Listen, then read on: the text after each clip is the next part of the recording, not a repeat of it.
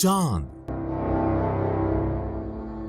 पूरी दुनिया जहां जाने की कोशिश कर रही है वो है चांद। एक के बाद एक, अमेरिका हो, रूस हो, चीन हो या फिर अब भारत, हर देश चांद पर जाना चाहता है। लेकिन आपने कभी सोचा है कि आखिर चंद्रमा की दुनिया कैसी है? चांद पर मिट्टी है या पत्थर, समुद्र हैं या नदियां, पहाड़ हैं या रेत के मैदान, पानी है या बर्फ? तो चलिए दोस्तों, अगले 10 मिनट में ले चलते हैं आपको चांद की सैर पर। तो चलिए शुरू करते हैं अपने चांद के सफर को। धरती से चांद की दूरी 3,84,000 किलोमीटर है।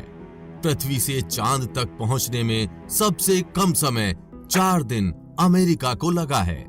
अगर ये मानकर चलें कि हम अमेरिकी स्पेसक्राफ्ट में बैठकर चांद पर जा रहे हैं, तो हमें वहां पहुंचने में 4 दिन का समय लगेगा। 4 दिन बाद हम चांद की जमीन पर होंगे।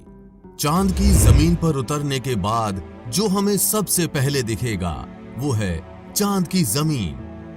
आपको चांद की जमीन ऊबड़ खाबड़ नजर आएगी। चांद की जमीन पर हर तरफ आपको दिखेंगे बड़े बड़े गड्ढे। जब आप चांद की जमीन पर खड़े होकर ऊपर की ओर देखेंगे तो आपको हमारा खूबसूरत ग्रह पृथ्वी नजर आएगा, जिसमें आपको पृथ्वी साफ साफ अपने अक्ष पर घूर्णन करती हुई नजर आएगी, लेकिन आसमान में सदा उसकी स्थिरता बनाए रखेगी। अर्थात चांद पर खड़े होकर पृथ्वी को कई वर्षों से अगर हम निहारते रहे तो वो अपनी जगह से टस से मस नहीं होगी।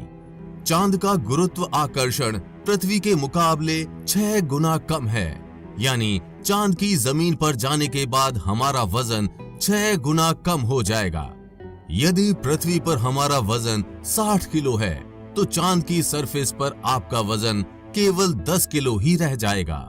यानी चांद की जमीन पर उतरने के बाद आप अपने आप को काफी हल्का महसूस कर रहे होंगे। आप इधर उधर आसानी से उछल पाएंगे।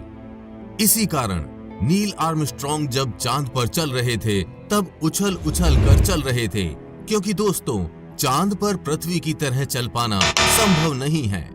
चांद पर नील आर्मस्ट्रॉन्ग और उनके साथियों के कदमों के निशान आज भी चांद पर मौजूद हैं, क्योंकि वहां पर हवा न होने की वजह से वे निशान मिटे नहीं। फिर थोड़ा चलने के बाद जब आप चांद पर इधर उधर देखोगे तो आपको बहुत सारा कचरा, बैग, पेपर, बहुत कुछ क्षतिग्रस्त सैटेलाइट्स और यान मिलेंगे। ये सारा कचरा हम इंसानों ने फैलाया है। ये कचरा इतना ज्यादा है कि 5 ट्रक भर सकते हैं।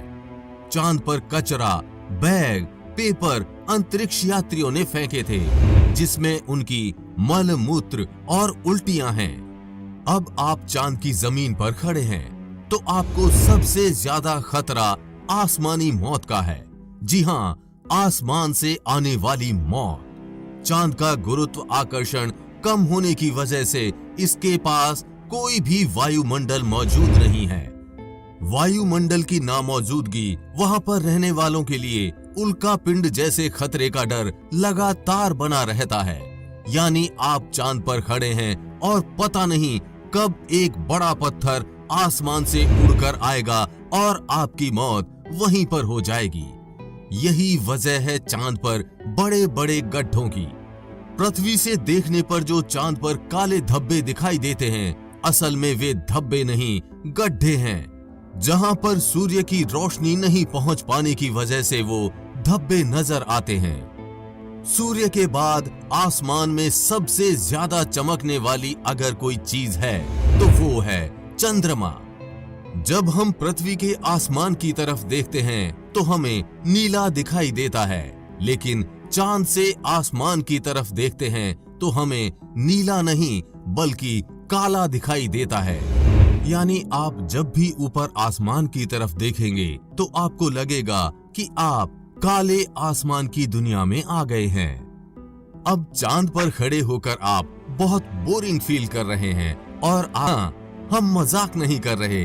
अमेरिकी अंतरिक्ष एजेंसी नासा ने वर्ल्ड रिकॉर्ड में अपना नाम दर्ज करवाते हुए चांद पर वाईफाई की सुविधा उपलब्ध करा दी है, जो कि 19 Mbps तक इंटरनेट स्पीड देता है।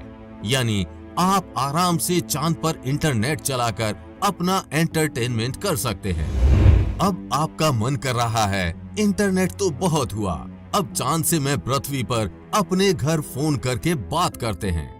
आपने फोन मिलाया, फोन लग भी गया, लेकिन ये क्या, आप बोल रहे हैं लेकिन आपकी आवाज मुंह से बाहर नहीं आ रही है। जी हाँ, ये सच है। चांद पर आप कितना भी जोर से चिल्ला लें, आपकी आवाज मुंह से बाहर नहीं आएगी।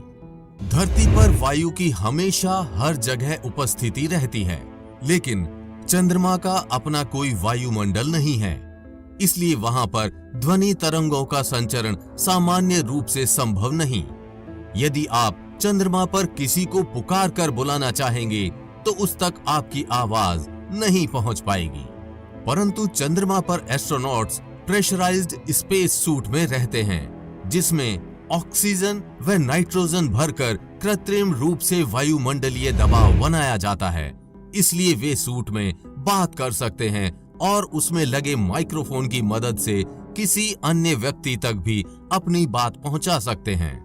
इस तरह से चंद्रमा पर टेलीफोन के काम करने में तो कोई समस्या नहीं है, लेकिन आपको ध्वनि को अपने मुंह से माइक्रोफोन तक पहुंचाने के लिए किसी माध्यम जैसे वायु की आवश्यकता पड़ेगी, जो कि स्पेस सूट अथवा भविष्य में किसी हैबिटेट में ही संभव है।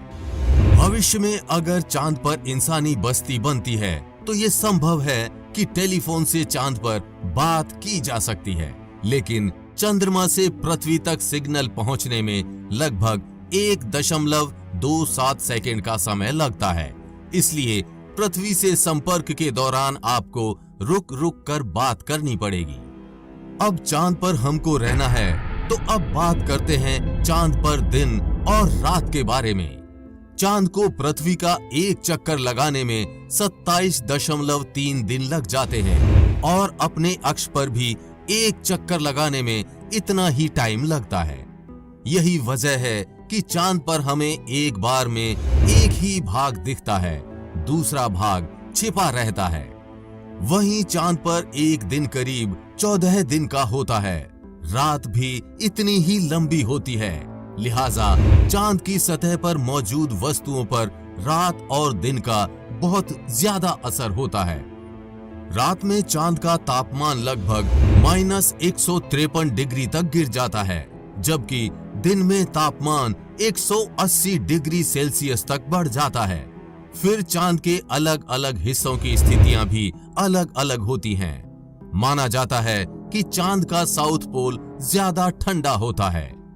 रात तो वहां पर इतनी ठंडी होती है कि पृथ्वी का कोई भी मनुष्य शायद ही उन हालात में रह पाए।